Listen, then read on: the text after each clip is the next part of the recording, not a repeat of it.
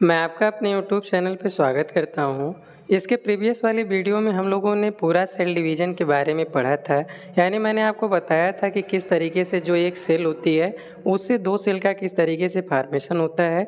इसके अलावा मैंने आपको सेल डिवीज़न के टाइप्स भी बताया था, जिसमें मैंने आपको बताया था कि जो सेल डिवीज़न होता है, वो 3 टाइप्स का होता है, एमाइटोसिस, माइटोसिस और मियोसिस। तो मैंने आपसे पिछली वीडियो में एमाइटोसिस और माइटोसिस के बारे में आपसे मैं बात कर चुका था।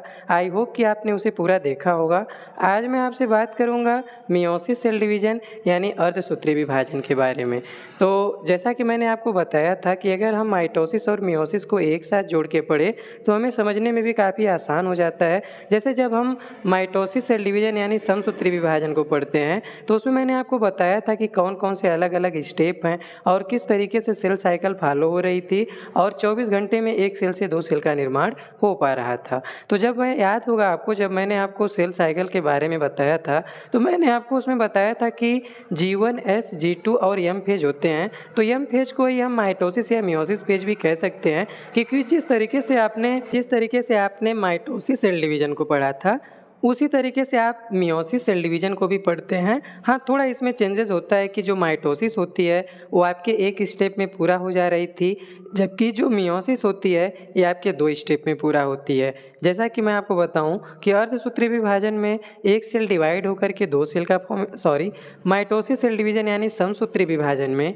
एक सेल डिवाइड होकर के 2 सेल्स का फॉर्मेशन करती थी और उसमें क्रोमोसोम नंबर जो रहते थे वो इक्वल रहते थे। यानी अगर मैं ह्यूमन बीइंग्स की बात करूं तो जैसे ह्यूमन बीइंग्स में एक सेल में 46 क्रोमोसोम होते हैं, तो जो आपकी डॉटर सेल बनेगी मदर सेल से, उसमें भी जो क्रोमोसोम नंबर रहने वाले हैं वो आपके 46 ही रहने वाले हैं। जबकि जब हम अर्धसूत्री विभाजन को पढ़ते हैं तो आप जानते हैं जो अर्धसूत्री विभाजन यानी मियोसिस सेल डिवीजन होता है ये आपके 2 स्टेप में पूरा होने वाला है, यानी अर्धसूत्री विभाजन प्रथम और अर्धसूत्री विभाजन सेकंड। इसमें जो अर्धसूत्री विभाजन के दौरान जो अलग अलग स्टेप्स हैं वो आपको दिख रहे होंगे कि किस तरीके से अर्धसूत्री विभाजन प्रथम होता है और किस तरीके से अर्धसूत्री विभाजन द्वितीय यानी सेकंड होता है। तो जब हम अर्धसूत्री विभाजन प्रथम के बारे यानी मियोसिस सेल डिवीजन फर्स्ट के बारे में पढ़ते हैं तो आपका वो हूबहू माइटोसिस सेल डिवीजन की तरह ही होता है। जैसे आप जानते हैं कि माइटोसिस सेल डिवीजन में एक सेल से 2 सेल का फॉर्मेशन होता है,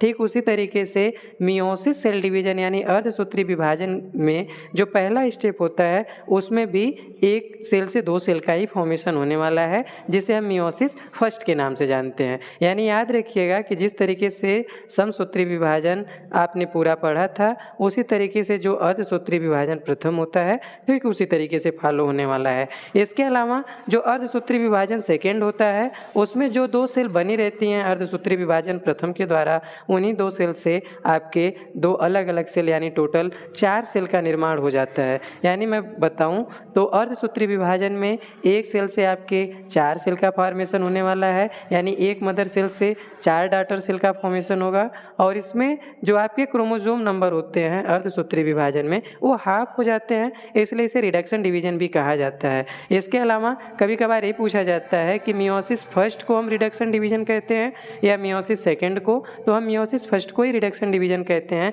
क्योंकि जिस समय एक सेल से 2 सेल बनती हैं उसी दौरान क्रोमोसोम का नंबर क्या हो जाता है, हाफ हो जाता है। आपको फिगर में दिख भी रहा होगा कि किस तरीके से कौन कौन से स्टेप फॉलो होते हैं और किस तरीके से एक सेल से 4 सेल्स का निर्माण होता है। और आपको मैंने बताऊं कि जो आपका समसूत्री विभाजन यानी माइटोसिस सेल डिवीजन होता है वो हमारी वेजिटेटिव सेल्स यानी कायिक कोशिकाओं में होता है। जब जैसे कि मैं आपको बात करूं, जैसे हमारी ग्रोथ होती है, हमारे हेयर है, नेल है, इन सब में जो डिवीजन होने वाला है वो आपका माइटोसिस सेल डिवीजन होने वाला है। इसके अलावा जो हमारी जनन कोशिकाएं होती हैं यानी जो सेक्स सेल होती हैं जिनसे आपके स्पर्म और एग का फॉर्मेशन होने वाला है, उन कोशिकाओं में या एक कहें कि शुक्राणु और अंडाणु के निर्माण की प्रक्रिया में या गैमिट के निर्माण की प्रक्रिया में अर्धसूत्री विभाजन यानी मियोसिस सेल डिवीजन होता है।